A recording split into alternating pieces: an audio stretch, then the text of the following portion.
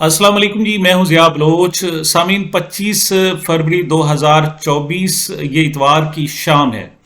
आज कोई बड़े बड़े सियासी इवेंट तो है नहीं, लेकिन कुछ मैचेस अलबत्ता लाजमी खेले जा रहे हैं। एक तो पीएसएल चल रहा है, आपको पता है। उसके ज़्यादातर मैचेस जो है मुल्तान में हो रहे हैं और लाहौर में हो रहे हैं, और अभी वार्म अप मैचेस हैं, इब्तदाई मरहला है, 6 टीमें हिस्सा ले रही हैं। लेकिन इतवार को जो है सबसे बड़ा जो फ्रेंडली मैच है वो सिंध असम्बली में खेला गया है। और वो क्या है, वो वजीर आला सिंध का इंतखाब था। उसको फ्रेंडली मैच में क्यों कह रहा हूं, उसकी वजह मैं अभी आपको बताता हूं जनाब। लेकिन सबसे पहले हम बात करते हैं जनाब के इस वक्त इमरान खान जिस मुश्किल सूरत हाल में उससे कैसे निकल सकते हैं, यह आज का हमारा सवाल है। और इस सवाल में मैं चाहूंगा कि हमारे जो सामीन हैं, नाजरीन हैं, जो इस चैनल को सुनते हैं, जो हमारी बात हम सब शेयर करते हैं, हम डिस्कशन भी हमारी चल रही है, और माशाल्लाह बड़े कमेंट्स आते हैं और बड़े अच्छे अच्छे सवाल भी रेज किए जाते हैं। मैं उनसे भी पूछूंगा कि इमरान खान साहब इस सारी सूरत हाल से कैसे बाहर आ सकते हैं, और उसकी कोई 8-10 जो सूरतें हैं उस पर इंशाल्लाह आज बात भी करते हैं। लेकिन उससे भी पहले मैं अर्ज करना चाहूंगा कि मैंने आखिरी व्लॉग में आपसे अर्ज किया था कि सदर ममलिकत ने कौमी असम्बली का इजलास बुलाने से इनकार कर दिया है। इस बात की जनाब अब तस्दीक हो गई है। यह खबर बुनियादी तौर पर मेरी नहीं थी, बल्कि यह खबर सिद्दीक जान साहब की तरफ से दी हुई थी। उसका बाद में डॉक्टर मोहित पीरजादा में ने भी तज़किरा किया। लेकिन कोई बाकी जो ज़राए अबलाग हैं, जो नेशनल टेलीविजन चैनल्स हैं, या कोई जो बैरून मुल्क के इदारे हैं, उन्होंने इस खबर को बहरहाल नहीं लिया था। लेकिन अब इसहाक डार साहब ने आकर इस बात की तस्दीक की है। उनका कहना यह है कि हमने बहुत पहले, यानी 21 तारीख से भी पहले एक समरी भिजवा दी थी सदर ममलिकत को कि 27 फरवरी को इजलास बुलाया जाए। 27 फरवरी जनाब मंगल बनता है, लेकिन उनका कहना यह है कि अभी तक सदर ममलिकत ने उस समरी पर दस्तखत नहीं किए। लेकिन साथ बात उन्होंने आगे बढ़ाई। उन्होंने कहा कि कानून कहता है कि जब भी इलेक्शन हो उसके 21 दिन के अंदर अंदर, 21 दिन मैक्सिमम 21 दिन के बाद जरूरी होता है कि कौमी उस असम्बली का इजलास बुलाया जाए, चाहे कौमी असम्बली हो चाहे वो सूबाई असम्बली हो। तो वो कहते हैं कि चूंकि 8 फरवरी को यहां इलेक्शन हुए थे, तो 21 दिन बाद यानी 29 फरवरी को, ये लीप का साल चल रहा है, तो यहां इजलास होना जरूरी है। उन्होंने एक अगली बात की है। उन्होंने कहा जी अगर सदर ममलिकत 29 फरवरी तक भी इजलास कॉल नहीं करते तो फिर जो साबिक स्पीकर हैं उस असेंबली, क्योंकि स्पीकर तो बरकरार रहते हैं, असेंबली खत्म हो जाती है, लेकिन पुराना जो स्पीकर होता है नई असेंबली के क़याम तक वो सरबराह होता है और उसको संभालता है, ओहदे पर कायम रहता है। तो जो पुराने स्पीकर हैं वो फिर ऑटोमेटिकली 29 फरवरी को इजलास ये बुला लेंगे। और जो पुराने स्पीकर हैं वो राजा परवेज अशरफ साहब हैं, जो पीपल्स पार्टी के रहनुमा हैं। तो इससे एक ये कंफर्म हुआ कि अभी तक सदर ममलिकत ने समरी पर दस्तखत नहीं किए। मतलब ये है कि उन्होंने कौमी असम्बली का इजलास बुलाने से इनकार कर दिया। उसकी जो सबसे बड़ी वजह बयान की जा रही है वो ये है कि जो इस वक्त तहरीक इंसाफ की मखसूस नशिस्तें बनती हैं, और तहरीक इंसाफ चूंकि सुन्नी इत्तेहाद कौंसिल में कन्वर्ट हो चुकी है, तो लिहाजा सुन्नी इत्तेहाद कौंसिल को उसकी जो रिजर्व सीट्स हैं खवातीन की भी और अकलियतों की, वो देना जरूरी है। और जब तक वो ये सीट नहीं देती उस वक्त तक फोरम और कोरम और जो हाउस है वो चूंकि नामुकम्मल है, और नामुकम्मल हाउस को कॉल नहीं किया जा सकता, क्योंकि उसमें आगे वोटिंग होनी है। जब आपके डिसाइड ही ना हो सके कि वोटर्स कितने हैं, उससे आगे अगला नेक्स्ट स्टेप आप कैसे उठा सकते हैं। बहरहाल एक कशीदगी की सूरत हाल ये पैदा हो रही है। सदर मुमलिकत चाहते हैं कि आप कोई भी फैसला करें, इलेक्शन कमीशन कोई फैसला करे, बेशक अगर तहरीक इंसाफ या सुन्नी इत्तेहाद कौंसिल को अगर उनकी रिजर्व सीट्स नहीं देनी तो आप नून लीग और पीपल्स पार्टी में दे दें, लेकिन वो आपको सीटें देना जरूरी है। और जब तक आप नहीं देते उस वक्त तक इजलास नहीं बुलाया जा सकता। लेकिन यहां चूंकि धौंस धांधली हो रही है, जोर जबरदस्ती हो रही है, पाकिस्तान में कानून, मेरिट, आइन वगैरह तो है नहीं। जो हुक्म हाकिम होता है, बल्कि जो इशारा होता है, इशारा अबरू होता है, उसके मुताबिक यहां एक्शंस लिए जाते हैं, उसके मुताबिक चालें चली जाती हैं। तो देखते हैं आगे मामला कहां जाता है। बात करते हैं जनाब इस वक्त फ्रेंडली अपोजिशन की। कल तक बात की जा रही थी कि एमक्यूएम जो सिंध असेंबली है उसमें एमक्यूएम भी पार्लियामेंट में उसमें शामिल होगी, काबीना में, और वो भी हुकूमत साजी में پیپلز پارٹی کا حصہ ہوگی، کیونکہ وفاق میں ایم کیو ایم اور پیپلز پارٹی دونوں ساتھ بیٹھے ہوئے ہیں، ایک دوسرے کے ساتھ بیٹھیں گے اور مل کر حکومت بنائیں گے، اس کے بغیر نہیں ہو سکتا۔ لیکن سندھ میں چونکہ جی ڈی اے کو پیچھے پھینکنا ہے، پی ٹی اے کو پیچھے پھینکنا ہے، اور جسے کہتے ہیں کہ ایک ناجائز پیداوار ہے، یعنی ایم کیو ایم جو ہے وہ سندھ اسمبلی میں ایک ناجائز پیداوار ہے، ناجائز اولاد ہے، تو اس کو جناب اب اکوموڈیٹ کرنا بھی ضروری ہے۔ اس میں پیپلز پارٹی کا تو کچھ نہیں گیا، پیپلز پارٹی کو جو اندرون سندھ کی ساری سیٹیں جتوا دی گئی اور کراچی سارا کا سارا ایم کیو ایم کے حوالے کر دیا گیا، تو اس پر جو احتجاج کر رہے ہیں وہ جی ڈی اے کر رہی ہے، پی ٹی اے کر رہی ہے۔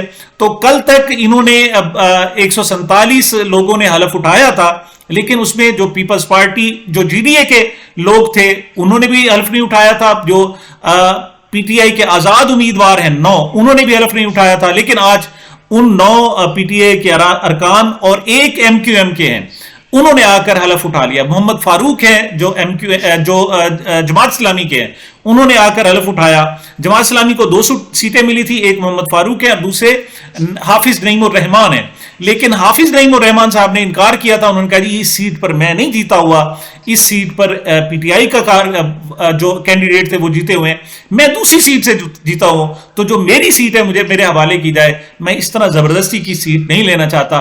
اور ابھی تک تو انہوں نے اس پر جناب قائم ہے اور انہوں نے آ کر حلف نہیں اٹھایا۔ لیکن یہ فرینڈلی میچ جناب ایم کیو ایم اور پیپلز پارٹی کے درمیان شروع ہو گیا ہے۔ کیوں؟ انہوں نے کہا جی کہ اب اگرچہ کوئی ہمارے مد مقابل نہیں ہے، انہوں نے آ کے حلف بھی نہیں اٹھایا، آج حلف اٹھا کے وہ جو 10 ارکان تھے پی ٹی آئی اور ایک جماعت اسلامی کا وہ بھی چلے گئے، تو اس کو لیجیٹیمیسی کیسے دی جائے؟ اس ڈرامے کو جناب کیسے لوگ ٹکٹیں خرید کر دیکھ رہے ہیں، تو ان کو دکھانے کے لیے کچھ بھی نہ ہو، نورا کشتی بھی نہ ہو تو کیا فائدہ؟ تو وہاں جناب نورا کشتی شروع کر دی گئی ہے۔ اور کیا کیا ہے انہوں نے؟ کہا جی کہ ہمارے جو امیدوار ہیں وہ اویس قادر شاہ ہوں گے، جو اسپیکر سندھ اسمبلی کے امیدوار ہوں گے، اور ڈپٹی اسپیکر کے لیے نوید انتھونی ہوں گے۔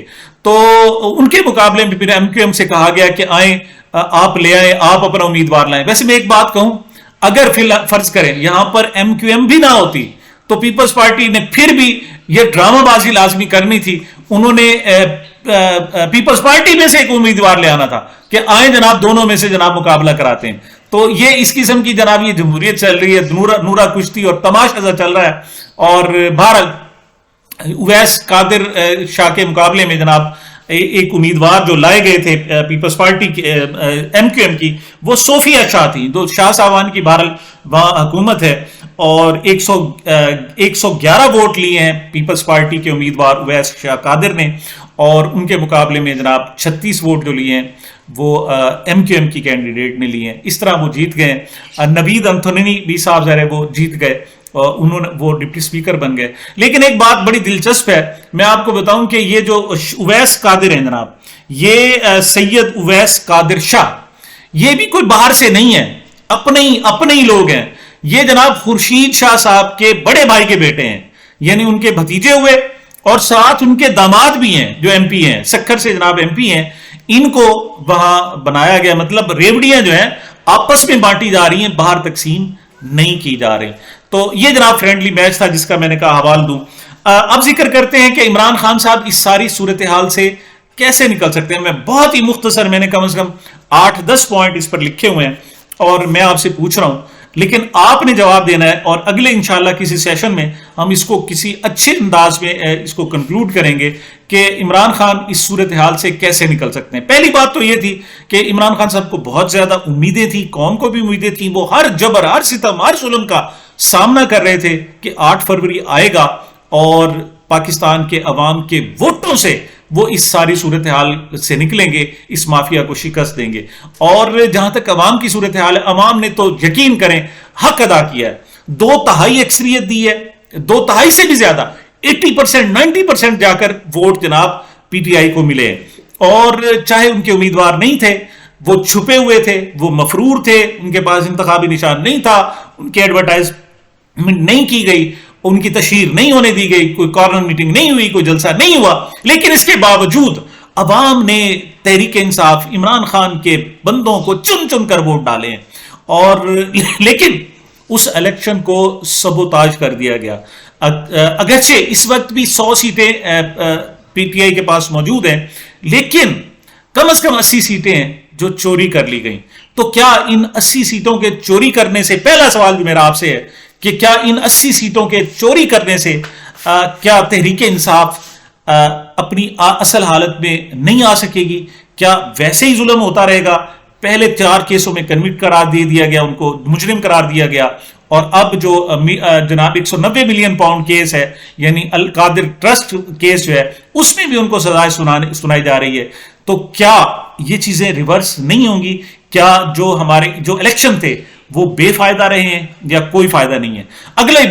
اگلی تھی جناب میرٹ کی، کہ عمران خان صاحب میرٹ سے یعنی عدالتوں سے یہ باہر نکل سکتے ہیں، لیکن عدالتوں کو جس حد تک کمپرومائز آپ نے دیکھا ہے وہ آپ جان چکے ہیں. اس وقت تو کوئی عدالتیں نہیں، وہی قانون ہوتا ہے جو اشارہ ابرو ہوتا ہے. اسلم اقبال صاحب جو وزیر اعلیٰ کے نامزد امیدوار تھے سنی اتحاد کونسل کی طرف سے پنجاب میں، وہ پشاور سے باقاعدہ ضمانت لے کر آئے، لیکن ان کو اسمبلی تک نہیں پہنچنے دیا گیا. اس وقت صورتحال یہ ہے کہ اسمبلی کے ہر گیٹ پر ایک ایس پی کی ڈیوٹی لگی ہوئی ہے، کئی ڈی ایس پی ہیں اور درجنوں جناب تھانے دار ہیں، اور ان کا ہے کہ کسی گیٹ سے نہ چلا جائے. کسی گیٹ سے اگر جناب اسلم جاوید صاحب نکل جائے، اسلم اقبال صاحب چلے جاتے ہیں، تو پھر اس ایس پی کی خیر نہیں ہے. اس وقت اگرچہ نگران حکومت ہے، محسن نقوی صاحب ہیں، لیکن کون حکومت کر رہا ہے یہ بھی آپ کو پتا ہے. تو اس وقت ضمانتوں کا بھی کوئی فائدہ نہیں ہے، ضمانتیں بھی بے فائدہ ہو رہی ہیں. تو دوسری جو امید تھی کہ عدالت سے اور جناب میرٹ سے عمران خان صاحب صورتحال سے باہر آئیں گے، وہ بھی ابھی تک نظر نہیں آ رہے.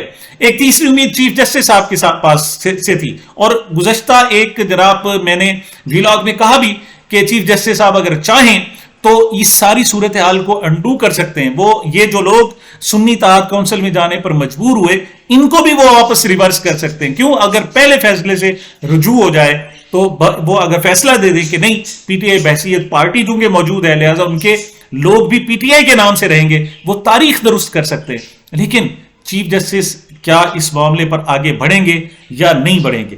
اگلا پوائنٹ ایک اور بھی ہے کہ جناب جیسے پچھلے دنوں باقاعدہ کہا گیا کہ امریکہ سے ایک اشارہ آ سکتا ہے، اور وہ کیا کہ ابھی نومبر میں الیکشن ہوں گے، اسی سال نومبر میں الیکشن ہوں گے امریکہ میں، اور وہاں پر جو نئے جن کے متعلق امید ہے ٹرمپ ہیں، وہ وہاں کے صدر بن سکتے ہیں.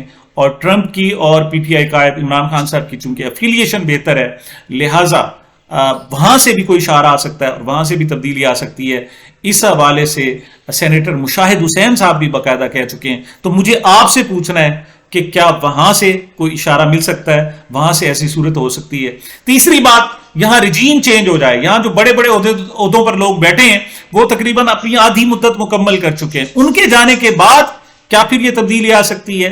اس کے علاوہ کیا اسی نظام کے اندر سے کوئی راستہ نکل سکتا ہے؟ یا یہ جو لوگ گئے ہوئے ہیں، جو 100 لوگ فرض کریں قومی اسمبلی میں گئے ہوئے ہیں، اور یہ وہ لوگ ہیں جن پر 20 مقدمے، درجنوں مقدمے جیلوں میں ڈالا گیا ہے، ان کو پتہ نہیں کس طریقے سے ذلیل کیا گیا ہے، لیکن یہ اپنی بات پر کھڑے رہیں، یہ صعوبتیں برداشت کر کے آئیں، اور کیا یہ قومی اسمبلی میں گنگے بن کر بیٹھے رہیں گے یا ایک طاقتور آواز ہوگی؟ عمران خان کے لیے راستہ کہاں سے نکلے گا؟ عوام کا اعتماد کیسے بحال ہوگا اس سسٹم پر، ڈیموکریسی پر، پاکستان پر، اپنے وطن پر؟ اس ساری صورتحال کیسے بہتر ہوگی؟ اس حوالے سے میں چاہوں گا کہ یہ 4 5 6 پوائنٹ کا میں نے آپ سے ذکر کیا ہے، لیکن آپ مجھے بتائیں کہ عمران خان کے لیے راستہ کیسے نکل سکتا ہے. اس پر انشاءاللہ ایک تفصیلی ویلاگ کریں گے، لیکن آپ کی آراء اس میں لازمی لی جائیں گی. تب تک کے لیے مجھے اپنی دعاؤں محبتوں میں یاد رکھیے گا. اپنا خیال رکھیں. میرے اس چینل کا بھی یہ آپ کا چینل ہے، آپ نے اس کا خیال رکھنا ہے، آپ نے ہم نے انشاءاللہ اس کو لے کر آگے چلنا ہے. تب تک کے لیے مجھے اجازت دیجیے، ملتے ہیں چھوٹے سے وقفے کے بعد.